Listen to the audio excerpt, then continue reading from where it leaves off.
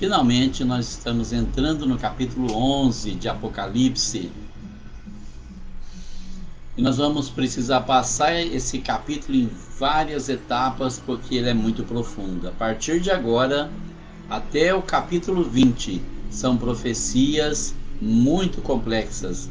E nós precisamos andar devagar e esperar do Senhor uma revelação. Querido Deus e eterno Pai, mais uma vez invocamos o Teu nome, pedindo a Tua graça, a Tua misericórdia sobre as nossas vidas, porque estamos aqui para fazer aquilo que nós consideramos que é da Tua vontade. Pedimos a Tua graça, a Tua unção, a sabedoria e a revelação para nós que vamos falar e também para aqueles que hão de ouvir. Que a Tua graça esteja presente, que o Teu nome seja glorificado, que a Sua obra seja completa em nome de Jesus. O título do texto diz que é comido por João um livrinho trazido do céu. Uma metáfora, obviamente, porque como é que alguém vai comer um livro? Principalmente na época de João, que não havia livros como hoje, porque a imprensa foi inventada em cerca de 1400 por um alemão chamado Gutenberg. Até então, eram compilações feitas à mão ou pergaminhos que eram utilizados para transportar as mensagens. E acredito até que foi numa dessas que talvez João tenha registrado os seus dados. E foi-me dado uma cana semelhante a uma vara, e chegou o anjo e disse: levanta-te e mede o templo de Deus e o altar e os que nele adoram. Olha, nós precisamos dizer que esse capítulo ele começa uma introdução às profecias mais complexas, mais detalhadas dos mesmos eventos que vão acontecer nos próximos capítulos. Alguns sinais aparecem agora, mas vão ser explicados somente depois. Então nós temos, por exemplo, no versículo 7 aqui, que fala da besta que sobe do abismo, que vai aparecer somente lá no capítulo 13. A besta que sai do mar, a besta que sai da terra. Essa aqui é a besta que sai da terra, que sai do abismo. É mencionado aqui no versículo 7, antes de ter sido revelado. Então veja que é bem complexo esses textos aqui, nós precisamos andar devagar. Nós temos aqui então uma cana de medir. O que é uma cana de medir? Era uma forma de medida daquele tempo, que alguns teólogos comparam com o cânon das Sagradas Escrituras, que eles utilizam para saber se um livro é inspirado, se não é inspirado, para saber se é de Deus ou se não é de Deus. Então esse anjo ele vem e entrega para ele essa cana, que é uma espécie de um metro. O pessoal não conhece metro hoje. Alguns anos atrás a gente ia comprar tecido nas casas pernambucanas e as pessoas tinham um pedaço de pau assim que tinha todos os centímetros da metragem, era chamado de metro. Então com aquilo ali eles mediam a roupa, não sei se ainda tem isso onde vende tecido, eles mediam, e é algo parecido com isso que o João recebe. E o anjo chega perto dele e fala: levanta, mede o templo de Deus e o altar e os que nele adoram. O que ele está querendo dizer com isso? Olha só, o anjo está ali de pé junto a João, dizendo para ele: pega essa vara de medição aí para medir a igreja. A vara de medição da igreja pode ser a nossa regra de fé. Por que a regra de fé é tão importante? Porque sem a regra de fé, as pessoas elas começam a acreditar em qualquer coisa. Ainda hoje de manhã eu estava no meu trabalho e tem um colega ali que ele disse que não acredita na Bíblia. Ele não acredita na Bíblia porque ele acha que houve muitas traduções e que a Bíblia perdeu o sentido. Então eu disse para ele: amigo, não é possível que aconteça uma coisa dessa. Primeiro, porque Deus é fiel para zelar sobre a Escritura, para não deixá-la ser deturpada. Segundo, então, a guardiã da Bíblia foi a Igreja Católica o tempo todo, mesmo na Idade das Trevas. E a Igreja Católica não mudou o texto sagrado, porque o texto sagrado fala contra a doutrina católica, fala contra imagem e escultura, fala contra a pintura, fala contra as pessoas que deturpam a palavra de Deus. E você percebe que o livro do Catecismo, ele tem 10 mandamentos da lei de Deus mudado dos 10 mandamentos que estão na Bíblia. Lá no Catecismo conseguiram mudar, mas na Bíblia não mudaram. Deus não permitiu que tocassem na Escritura Sagrada, porque era a única forma de nós sermos alcançados agora e ter algo para confiar. Se tem uma coisa que você pode confiar, é na Bíblia Sagrada, por causa desse cânon, porque é a medição da nossa a regra de fé. Nós podemos assim crer que a Sagrada Escritura ela é uma herança que nós recebemos de Deus e que o Espírito de Deus zelou para que ela não fosse mudada. Então o apóstolo João recebeu o velhinho ali com quase 100 anos de idade, recebe aquela vara de medir para ele medir o templo de Deus, o altar que está no templo e também os que estão adorando a Deus, ou seja, para ver se todo mundo está de acordo com a palavra de Deus, porque todos nós seremos medidos por Deus um dia. Nós vamos falar mais sobre a besta lá na frente. Eu não vou adiantar agora porque é assunto que vem lá para frente. Mas lá no versículo 7 vai ser mencionado, a gente comenta alguma coisa. Então olha só, como uma vara de medir, ou como o metro do pedreiro, é uma coisa que você vai estar medindo. Só que é no sentido espiritual, por quê? Porque não adianta medir o tamanho das pessoas, o tamanho exterior, tem que medir o tamanho da fé, o tamanho do espírito. Né? Mede o templo de Deus, que na realidade o templo de Deus lá em Jerusalém, o santuário, o lugar santo, o santo dos santos, onde eles entravam para jogar incenso e também para oferecer o sangue do sacrifício. Mas nós podemos acreditar aqui, Paulo diz que nós somos o templo do Espírito Santo, nós somos o templo. Então é isso que está sendo medido. Até quando, até onde você está sendo o templo do Espírito Santo para ser medido por Deus, para saber se realmente você está dando lugar para o Espírito Santo na tua vida. O altar, que era o altar do incenso, onde se ofereciam o incenso aromático, para que depois viessem derramar o sangue que seria queimado para purificação dos pecados. O altar do incenso, nós vamos ver que fala do incenso, que são as orações santas. Já foi mencionado lá atrás, quando falava daquelas pessoas que tinham 7 taças cheias de incenso, que são as orações dos santos, que chegam diante de Deus, como se fosse incenso aromático de cheiro suave diante do Senhor. O incenso, o altar do incenso, ele ficava no santuário, é o lugar onde você se encontra com Deus. Então é preciso medir o templo, é medir o altar e também os que nele adoram. Temos que estar na mesma altura do templo e do altar para que nós possamos ter comunhão com Deus. E assim João foi medir para saber como estaria a igreja naqueles dias terríveis, que é os dias que estão chegando para nós agora. O versículo 2 diz assim: deixa o átrio que está fora do templo e não meças, porque foi dado às nações e pisarão a cidade santa por 42 meses. Ali ele falava literalmente do templo em Jerusalém.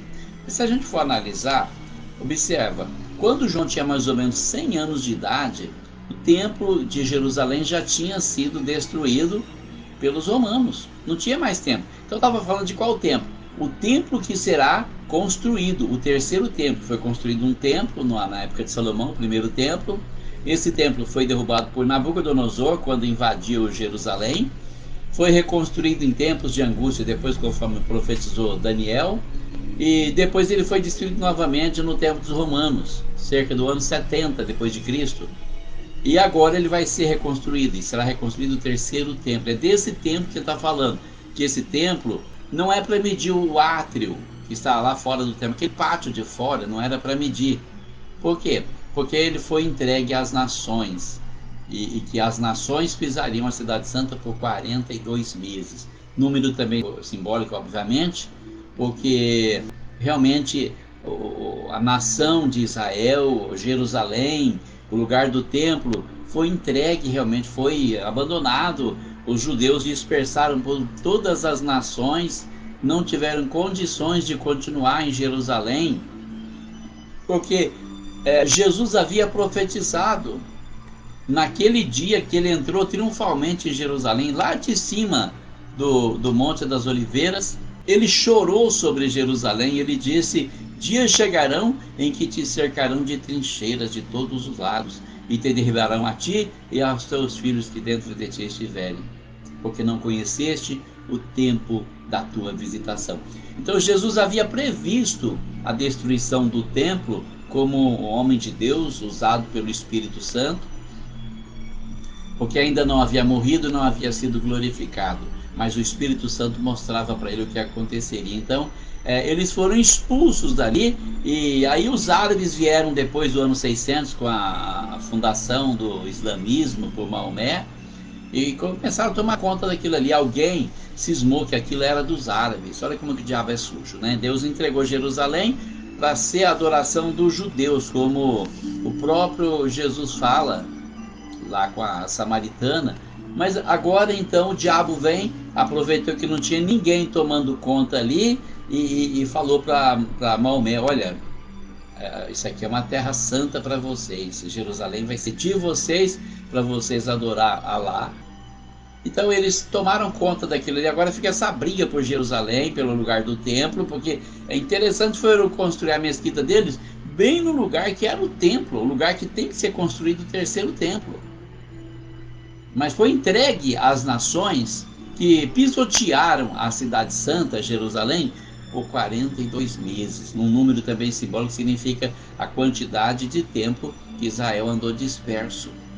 Israel ficou disperso por muito tempo, por entre as nações, e foram prosperando muito nessas nações e não pretendiam voltar. Só voltaram porque Deus permitiu que Hitler se levantasse contra os judeus e destruísse 6 milhões de judeus.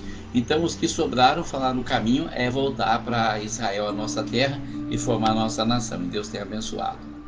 42 meses, no mesmo período que está lá em Daniel, no livro de Daniel, quando fala assim que o templo seria pisado pelos gentios por um tempo, 2 tempos e a metade de um tempo. É um número simbólico. Depois nós vamos ver sobre a mulher que foge para o deserto, que fica 1260 dias, que também é um número que é citado lá em Daniel. Nós vamos estar analisando isso com mais calma depois. Vamos continuar em frente aqui. Versículo 3. E darei poder às minhas 2 testemunhas, e profetizarão por 1260 dias vestidas de saco. Aqui a revelação já avança lá no futuro, no tempo do anticristo. Essas 2 testemunhas aparecerão depois que a igreja for arrebatada, e serão as pessoas da nação de Israel. Então o anjo diz assim, o anjo recebendo a palavra de Deus, obviamente, diz assim: darei poder às minhas 2 testemunhas, e profetizarão por 1260 dias vestidos de saco. Devo acrescentar que é também um número simbólico, esses 1260 dias. Não existe poder no grego, no modo que dar deve significar dar comissão, quer dizer, dar autoridade para as 2 testemunhas, para elas profetizar vestido de saco. O que é vestido de saco? Com aquela roupa de pobre, aquela roupa simples, humilde, como faziam os profetas no Antigo Testamento, quando tinham alguma mensagem muito contundente, que ia chocar o povo. E essas 2 testemunhas são testemunhas de Jesus, que vão testificar quem é Jesus para eles e o que acontece. E elas profetizarão, elas vão pregar sobre a inspiração do Espírito Santo e vão denunciar os julgamentos contra o anticristo, que estará governando a terra nessa ocasião. Eles são descritos pelo símbolo como as 2 oliveiras e os 2 candelabros. Candelabro, castiçal, tanto faz, né? Em pé diante do Deus da terra. O Deus da terra de Israel é o Criador do universo. Tem uma referência a isso também lá em Zacarias, capítulo 4, versículo 3 até o 12, onde 2 são destinados como indivíduos, Josué e Zorobabel, as 2 oliveiras. Eles que ministravam a igreja judaica no tempo da reconstrução de Israel, depois que Nabucodonosor havia invadido Israel. Eles estavam ali profetizando, animando o pessoal, né? Josué era o sacerdote, Zorobabel ajudava ele, era profeta, e Zacarias era um profeta daquela época também. É o mesmo Zacarias que foi morto entre o templo e o altar, que Jesus disse que esse sangue seria cobrado do povo de Israel. A vestimenta deles, vestido de saco, aquela roupa simples, aquela roupa humilde que os profetas usavam para mostrar que eles reconhecem que são pecadores e que não merecem nada. Toda vez que alguém do Antigo Testamento, inclusive o rei Davi fez isso muitas vezes, ele se sentia compungido, arrependido de algum pecado, ele se vestia de saco, colocava aquela roupa. Eu posso imaginar o que é uma roupa dessa, porque quando eu era criança a pobreza era tanta. Meu pai comprava aquele saco de 20 quilos de açúcar, vinha um saco branco, E quando acabava o açúcar, minha mãe pegava aquele saco e cortava e fazia a camisa para a gente usar. E a gente ia para qualquer lugar com aquelas camisas, naquela simplicidade toda, né? Naquela pobreza que a gente vivia, a gente saía daquele jeito ali, né? Versículo 4 diz: estas são as duas oliveiras e os dois castiçais que estão diante do Deus da terra. Estão diante do Senhor da terra. O que eles estão fazendo? Eles estão ministrando a palavra de Deus, exortando o povo ao arrependimento, porque o povo estará sob a liderança do anticristo. Nós podemos imaginar o que acontece hoje, que o Espírito Santo atua para convencer o homem do pecado, da justiça e do juízo. As pessoas escolhem pecar. Imagina quando estiverem sendo governadas pelo anticristo. Aí é que vão pecar mesmo.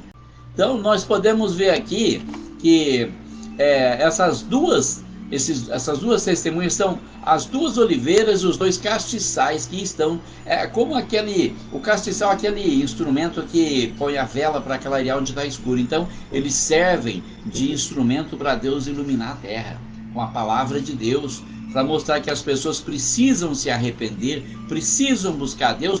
Claro que nesse tempo eles vão ter que pagar com a vida pela sua salvação, porque a salvação é de graça agora. No tempo da tribulação vai ter salvação? Vai, mas eles vão ter que pagar com a vida. Mas essas testemunhas estarão aqui para dar força para elas, força espiritual, para orientar elas a seguir pelo caminho, a iluminar o caminho em que elas devem andar, e para denunciar os pecados do anticristo, para que as pessoas se afastem, dos caminhos do anticristo, porque no versículo 7 nós vamos encontrar que uma besta que sobe do abismo vai matá-los. Então pode ser também como os dois testamentos, né? Pode ser os dois testamentos, o Novo, o Antigo Testamento, que aí o número 2 ele é simbólico e espiritual, ele pode ter várias interpretações. Só que esses nunca serão mortos, porque a palavra de Deus não pode morrer. A palavra de Deus não pode ficar presa, como Paulo dizia nas suas cartas: estou preso, mas a palavra de Deus não está presa. Eu continuo pregando onde eu estiver. Versículo 5: se alguém lhes quiser fazer mal, sairá fogo da sua boca e devorará os seus inimigos. E se alguém lhes quiser fazer mal, importa que assim seja morto. Então essas duas testemunhas, elas têm um poder de se defender, enquanto elas tiverem que pregar. Se alguém quiser fazer mal, se alguém quiser matar, se alguém quiser machucar as duas testemunhas, para impedir elas têm como se defender. Vai sair fogo da boca delas para devorar os seus inimigos. Vai morrer, porque a palavra de Deus não pode parar. A missão que essas duas testemunhas têm, de mostrar para as pessoas que estão na grande tribulação que ainda há uma esperança, não pode parar. Não vai ser brecado. O inimigo vai tentar parar, como ele tenta parar a palavra de Deus até hoje. Ele cria situações que tentam nos fazer parar de pregar, calar a boca, ficar quieto, mas não adianta, porque Deus sempre dá um jeito, Ele dá força, Ele dá graça, a gente vence as dificuldades, a gente continua pregando. Esse fogo também da palavra, se você for ver lá em Ezequiel, Jeremias, me foge agora da minha memória, Jeremias ou Ezequiel, capítulo 29, que diz assim: não é a minha palavra como um martelo e como fogo que esmiuça a penha? A palavra não pode parar, e ela é como um fogo, e ela devora literalmente os seus inimigos, no espírito pelo menos, para que eles possam morrer na antiga vida, na antiga criatura, e começar uma vida nova, nascer de novo. Então olha só, eles têm autoridade para fechar o céu. Essas duas testemunhas têm autoridade para fechar o céu, para que não chova nos dias da sua profecia. E tem poder sobre as águas para convertê-las em sangue, para ferir a terra com toda sorte de pragas, todas quantas vezes quiserem.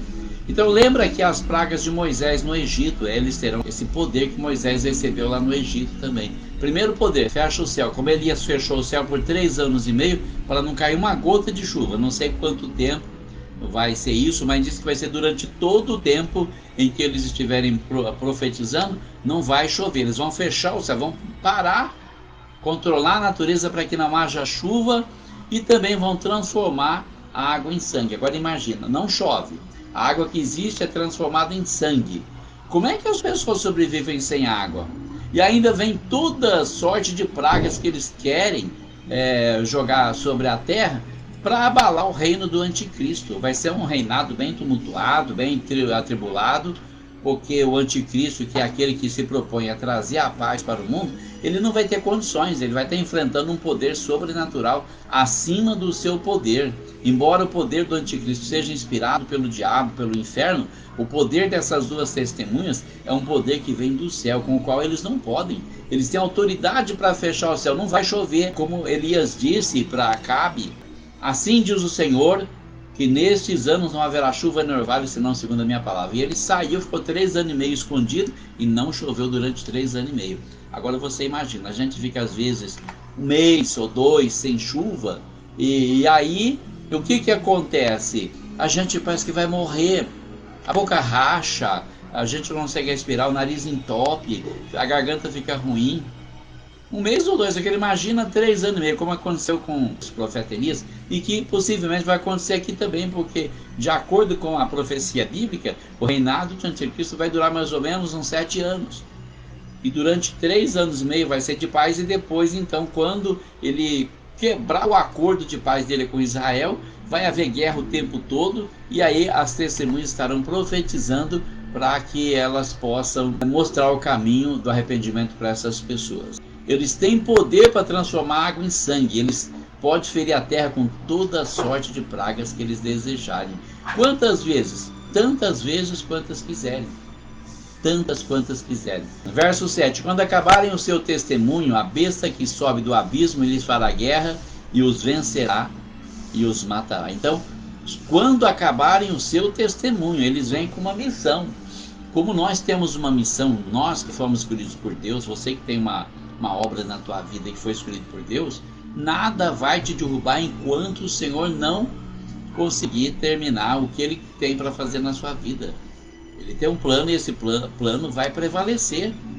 Então o que acontece ali, quando eles acabarem o seu testemunho, acabou a profecia, não tem mais o que falar, acabou a pregação, a besta que sobe do abismo, que vai aparecer lá no capítulo 13, essa besta vai fazer guerra com eles, vai lutar contra eles, vai vencer eles e vai matar eles. Vai matar a besta que sobe do abismo, a besta selvagem. O abismo é onde? É o Tártaro, é onde estão aqueles anjos, né, que são tão fortes que se estivessem soltos, destruiriam a terra, mas Deus aprisionou eles no Tártaro para esperar o julgamento. É de lá que sobe essa besta que vai ser mencionada lá na frente, que também foi descrita por Daniel no capítulo 7. Você encontra lá em Daniel capítulo 7, versículo 13 até o 11, aquele animal feroz, é a besta. Aparece depois também, nós vamos encontrar lá. João imediatamente se apropria das profecias do Antigo Testamento. É como um cumprimento, porque lá no Antigo Testamento, em Daniel, quando acontece a profecia, no capítulo 12, se eu não me engano, então o anjo que mostra as coisas para Daniel fala, olha, sela as palavras deste livro, porque essas profecias são para o tempo futuro ainda, não é para agora.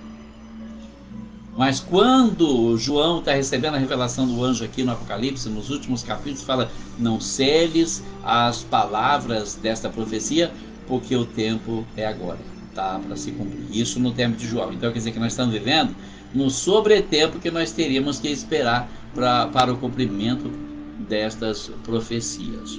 Então, olha só, o que prova que a palavra de Deus, ela vai ter o seu devido cumprimento. Nós podemos crer, nós podemos confiar, tá? Nós vamos parar por aqui no capítulo 7, porque agora nós vamos falar uma coisa mais profunda, mais misteriosa, que eu vou estar deixando para a próxima semana. Também quero aprofundar um pouco mais esse assunto. Vai falar dos corpos mortos, das testemunhas de Deus, aquelas 2 grandes testemunhas.